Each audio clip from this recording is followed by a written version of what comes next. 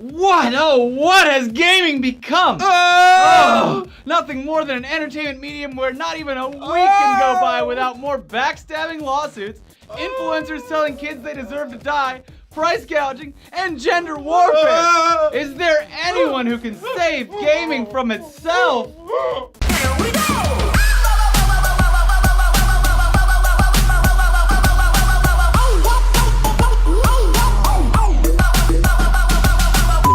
Woo! If you think you've seen some crazy legal battles within the entertainment space, you haven't seen anything compared to the shit that Rockstar, the people behind the GTA series, has been going through since its inception. Yeah. Wham!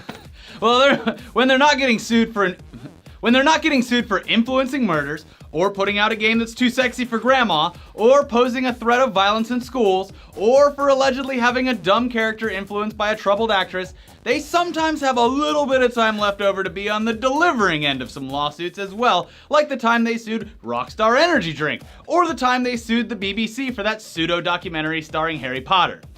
I thought the Rockstar was Rockstar. I thought it was drinking video games. Pure video games. How could you be confused? But this week, Rockstar did the unthinkable. What? They sued themselves.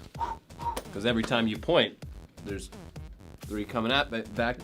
Anyway, they didn't really sue themselves, but a former lead producer on the GTA series and president of Rockstar North, Leslie Benzies, currently suing the parent company, Rockstar Games, for $150 million because he alleges that they forced him out of the company in some kind of weird conspiracy against him. Yeah, so he claims that he was encouraged to take a sabbatical, aka extended paid vacation, back in 2014, and that during that time, Sam and Dan Houser, who are brothers and also president, vice president, and founders of Rockstar Games, pushed him out of the company and also went back on a deal that would allow Benzies to collect royalties for the games. Benzies also claims in the lawsuit itself that Sam Houser, quote, orchestrated and encouraged a company culture involving strip clubs, personal photography of employees in sexually compromising positions, and other conduct grossly in violation of standard workplace norms. Sounds like, GTA. Yeah, and Wolf of Wall Street. Oh, just, yeah. Like banging all the time, just doing blow all the time, strippers and shit. Yeah, sounds like a fun place to Sounds work. like Jordan Belfort found a new job in the gaming industry. So Rockstar has obviously filed a countersuit saying that Benzies had voluntarily left the company, so he's not entitled to the royalties made from the GTA series anymore. Who knows where this whole thing's gonna land? But like we said, it's not like lawsuits of any kind or something that's new to a company like Rockstar. So, yeah, exactly. But if you think lawsuits orchestrated by bitter ex-employees is bad, wait till you get a load of what this drunk Twitch streamer had to say about kids with cancer. Yeah. Spoiler alert, it's not good. No. Meet legendary Leah, a Twitch streamer with over 500,000 followers and nearly 30 million views on the platform. She decided to do a stream last week while intoxicated, and then spoke about someone else who was doing a charity stream that would benefit St. Jude's Children's Hospital. For her part, she did tell people to follow the link and donate to St. Jude because, quote, kids have cancer. They sure do. But then launches into some verbal diarrhea prefaced by the statement that we should all get ready to believe whatever she has to say because she was a bio major. Here's what she said. Children that have cancer are going to die, and they're meant to die. I'm sorry if you get cancer. I'm not being mean. I'm not being an asshole. I think all of us know a child in our family or in our secondary family that has died of it, but the reason why children under the age of 10 get cancer is because they had something genetically wrong with them. And then something really, really, really awful happened during the genetic sequencing of their bodies. And their fucking proteins that were supposed to catch that mistake didn't catch that mistake, and now here we are, and we do not have the fucking technology yet to do it. But yes, you should donate to perhaps further the research for the technology to help the kids. But I'm gonna be honest with you, those kids. And then after Elliot's I don't even know who that's offending, but I think it's everyone. After that, people in the chat started calling her a monster, and then she claimed she wasn't a monster. Whatever. The thing is, sure. She was attempting very poorly to, I guess, explain why it's important to donate. But you can't just start off with literally saying children that have cancer are meant to die. So I guess the takeaway from this should be that you definitely shouldn't live stream drunk. And if you do, probably try to steer clear of attempting to explain something that's as touchy of a subject as children with cancer. Even if you are a bio major. I took classes. She did end up apologizing profusely, though, and saying that her reaction was childish on Twitter and also twit longer. So we'll link that in the description as well, so you can see both sides of the story. That's ethical. Yeah. But let's move on, because this week, one of the biggest game publishers was the subject of an attack by none other than Lizard Squad. Primarily, we see these attacks happen around Christmas time, with recent examples including Xbox and PS4 servers going offline during the holiday season, and Lizard Squad taking credit on their Twitter account. In the wakes of those attacks, the FBI started getting The female involved. body inspectors? The female body inspectors have started getting, the actual Federal Bureau of Investigation. They've been looking into this Lizard Squad thing and investigating all of them, and as recently as 2 weeks ago, their official Twitter account, @LizardLand, said this: "A global raid on Lizard Squad members took place today. 36 arrests. I'm the only one left. Goodbye." However, those alleged arrests don't seem to have slowed down Wizard Squad. Wizard Squad. Woo! Wizard Squad. That Wizard Squad is Harry Potter's Wizard crew? Squad. Our secret hacker location is through this wall at the train station. Of course, we're talking about Wizard Squad, not Wizard Squad. Platform 9 3/4. I'm gonna fly away on my wizard broom. You've been hacked. Anyways, these alleged arrests, they don't seem to have slowed down Lizard Squad, because they went on to become Blizzard Squad. No! As they initiated attack on Blizzard's Battle.net platform, taking down servers for games like World of Warcraft, Diablo 3, StarCraft 2, and Hearthstone. But think of the Koreans. Yeah. They love those games. Yeah. Blizzard admitted they were indeed under a DDoS attack and that it was affecting connections to their games.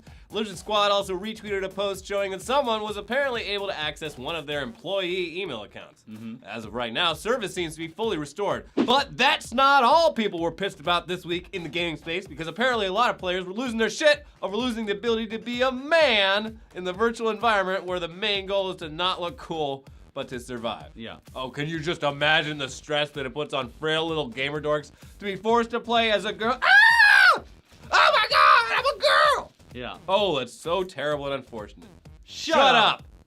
There was a recent update to the game Rust, which introduced female character models to the game. But here's the thing. Much like in real life, you don't get to choose the sex you're born with. And much like in real life, 50% of the world is female. You don't get to choose your race either. So in an attempt to make things a bit more realistic, the developer made it so you didn't have a choice, upsetting a lot of sheltered people who desperately need a hug. Who hurt you? I don't want to shut up. This is also the game that previously randomized your penis size too. A crushing blow to people who would have otherwise overcompensated when given the option to do so. My dick's 3 feet long. I'm gonna max it out. Yeah. The director for the game, Gary Newman, seems to be enjoying the lack of options he's introduced. He said this in a blog post. We understand this is a sore subject for a lot of people. We understand that you may now be a gender that you don't identify with in real life. We understand this causes you distress and makes you not want to play the game anymore. Technically, nothing has changed, since half the population was already living with those feelings. Is he saying half the population is transsexual?